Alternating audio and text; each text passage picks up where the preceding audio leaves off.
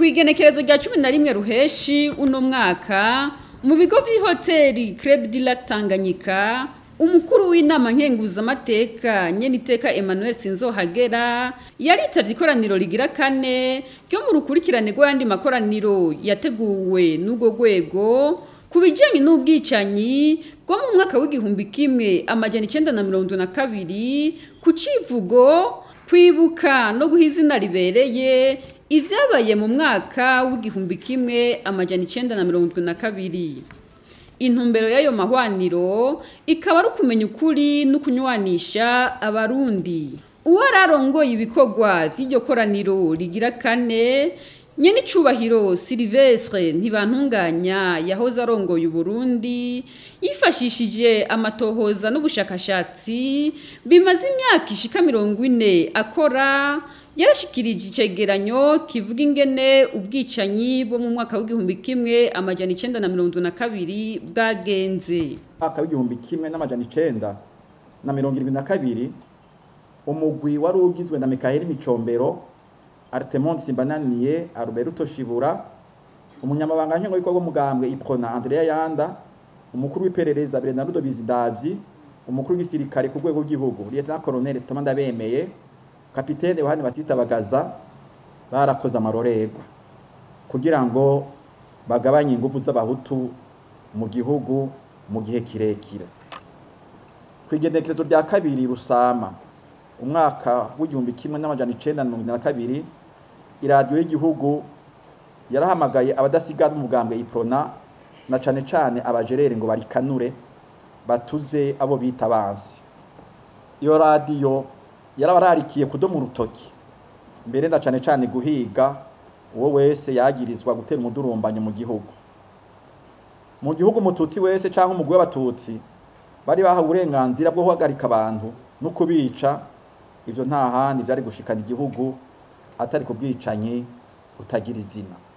Hirya no hino mu gihugu haciye haba abantu bashwabura incabwenge z'abahutu ku mutu wese yitwa ko akanura canke afite atunze bakabashorera babatwara ku macuniro.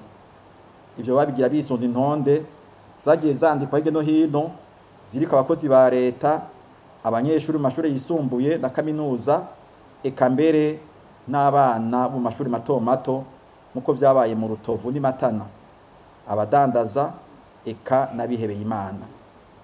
Nka kubihebeye Imana Boniface Kiraranganya yaravuze amazina y'abapadiri 19 bishwe muri ico gihe.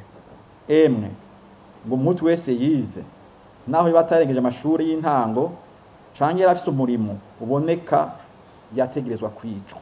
Ibiharuro vyagiye vyegeranywa bivuga ko hishwe abahutu bari hagati y'ibihumbi 150 n'ibihumbi amajana 3. Hari mbere n'abanditse ko bashobora kuba barashitse ku bihumbi amajana 5 ngo no kuvuga ibishishika ku 10% by'abarundi bo muri ico gihe. Ariko ntawo kuyagira ko renda abatutsi bishwe naho atawo bigeranya namba nabo bahutu. Ivyo vyabaye cane cane mu ntara ya Gozi bigirwa n'intwaza ngabo Joseph Bizoza yahatwara. Ubutegetsi bwagirizwa bwo bwicanyi ntibwagarukije ngaho, bwaranyaze kandi ibintu amatungo yabo bwari bumaze gutikiza, amazu, amatongo, mbere n'amafaranga abitswe mu mabanki. Abasigwa babishwe basizwe mu bukene butagira izina. Ayo makuba yari kashikira Burundi yarakurikiranwa ijoro n'umutaga n'abaserukira ibihugu by'amashirahamwe mpuzamakungu ngahi Bujumbura. Mu maraporo yashikirizwa n'abaserukira leta z'ubumwe za Amerika, Ubufaransa, Ububirigi hamwe n'ibinyamakuru byo mu mahanga nka La Cité, Le Monde, Le Soir haragiye hakoresha ijambo ihonyabwoko mu gusigura ivyari ko bishikira Burundi. Muri ico gihe umushikiranganje wa mbere w'Ububirigi niwe nyine yavyivugiye ku izina rya leta yiwe.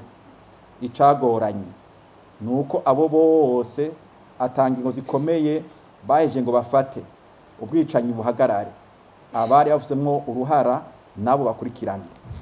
Ariko rero aho abanyamerika n'abanyaburaya badudurira ko mu maraporo yabo, abanyafrika bobo utanguriye kwishira hamwe ry'umwe bwa Afrika OUA barashigikiye intwaro yakikora ayo marorerwa. intwaro ya Mikhaeli Micombero yarahenze ibihugu bimwe bimwe nka Zaire na Tanzania gushika naho bifasha mu buryo bwa gisirikare, ariko bamaze kumenya ukuri iyo ntererano barayihagaritse vuba bwangu.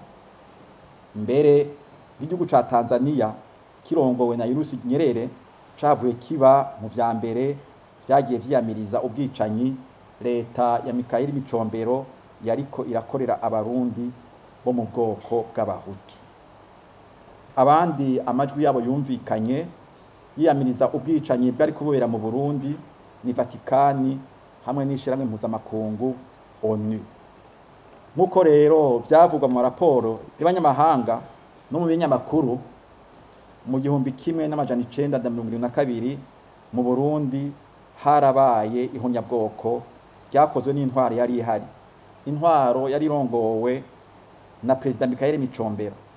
Ibyo honyabwoko ryatwaye abarundi bo mu bwoko bw'abahutu indiri n'indiri. Harahagaritswe hongera haricwa indongozi n'iboneza mu ntwaro no mu gisirikare, abacuruzi, abebeye Imana, abapasitori, ababikira, abafurera, abanyagihugu basanzwe, abanyeshuri muri kaminuza, eka mbere n'abana bari bakiri mu mashuri y'intango. Harashika kandi ko n'abakobwa canke abagore bahagaritswe bakubagurwa bagashurashurwa ku nguvu n'agashinyaguro kenshi imbere yuko bicwa. Ikindi kibi cakorewe ababuza babo nuko aho wasanga abakenyezi banyazwe abagabo babo, abo bakenyezi binjirwa n'ababiciye bakabagira ku nguvu abahabara babo. Ikindi kibi cakorewe abasigwa n'abari bishwe nuko banyazwe ivyo bari batunze, amazu, amamodoka, amatongo n'amafaranga bari babikije mu mabanki. Icanyuma umuntu yovuga ngo ku ntwaro ya Republika ya kabiri hatunganijwe kandi yarashirwa mu ngiro umugambi wo kuzibira abana b'abahutu ngo ntibakoze ikirenge mu mashuri yisumbuye. Rero no muri kaminuza barazitirwa mbere ugasanga n'amasertifika batsindiye muri ico kibazo kirangiza amashuri y'intango ahawe abandi. Aho hose nta kindi abantu bahogwa atari uko bari mu bwoko b'abahutu. Kubona abantu bahagarikwa kubera uko barimwe n'Imana, abana bo mashuri bakicwa atakindi bahorwa atari ubwoko bwabo, nta zina birindi bifise atari ihonyabwoko yagiriwe abahutu mu Burundi mu mwaka w'1972 ushira w'1973. Ubutegetsi bwa Mikhaeli Micombero n'ababusubiriye gushika mu 1993 bagiye bahakana ko bwicanyi bwabaye mu 1972 ari ihonyabwoko by'abahutu. Mbere Mikhaeli Micombero wewe n'agashinyaguro kenshi yivugira ngo mbega byari ku ihonyabwoko ry'abahutu gute kandi abahutu nyene ari bo mu bwinshi bari bahanganye nabo yita ko bateye igihugu. Ariko rero naho yabihakana hariho amaraporo yandi nkuko namaze kubivuga yemeza ko leta y'uwo Micombero nyene yagize ihonyabwoko ry'abahutu. Ubu rero nihagira abandanya babideha. Mu 1972 harabaye mu Burundi ihonyabwoko ryagiriwe abarundi bo mu bwoko bw'abahutu. Ibitigiri bitangazwa bivuga yuko hishwe abahutu bari hagati y'100 n'ibihumbi 300. Nyene icubahiro Silvestre Ntibantunganya yavuze kandi ko ivyo ashikiriza muri ayo makoraniro atari uguca imanza ko ahubwo ari inzira yo kurondera ukuri ko kiza abarundi bose. Asaba leta y'u Burundi ko yokorana n'inzego mpuzamakungu zibijejwe mu kwemeza iryo honyabwoko ryakorewe abahutu mu mwaka w'1972. Iri jambo yuko habaye ihonyabwoko ry'abahutu nagira ngo icyo darivuze ko ku gatwe kanje kuko muri imbere yanje abo ndiko ndabwira abari mu nzego z'igihugu, ndiko ndabwira abarongoye imigambwe, ndiko ndabwira abarongoye amashirahamwe adaharanira ibyiciro bya politiki, ndiko ndabwira bihebeye Imana, ndiko ndabwira n'abarundi benshi bariko baradukurikira. Muri no minsi hari ibintu maze imisi numva umengo abarundi twararozwe, dutinya ukuri. Ivyo ndiko ndagerageza sinje ngaha ngo ntibantunganya aje kuvugira abahutu, ngo ntibantunganya aje gutuka, aje kubeshera abatutsi.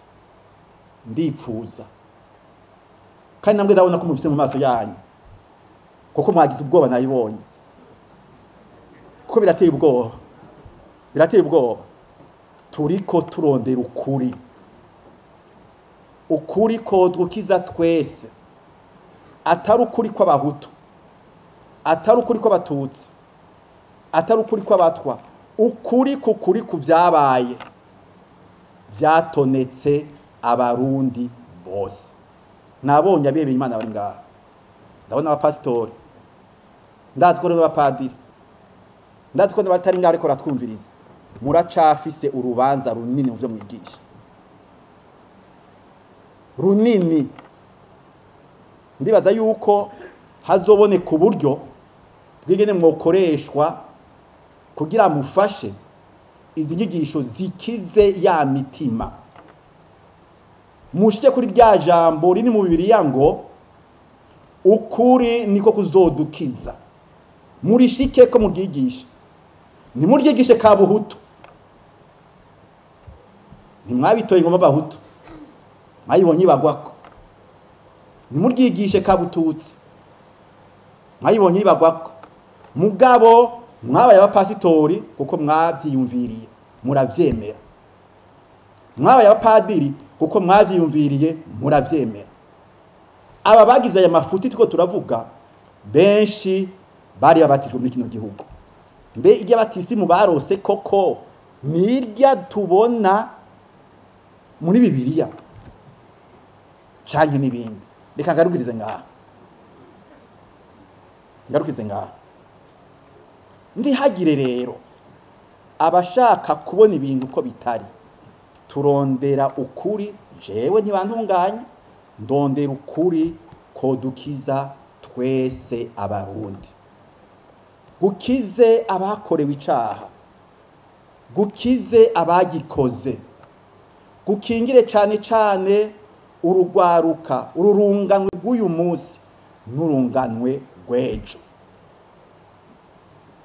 Nitutabishobora, nyakubahwa cegera cy'umukuru w'igihugu, nyene iteka très honorable, nitutabishobora tuzoba duhemukiye Uburundi, nitutabishobora tuzoba duhemukiye Uburundi.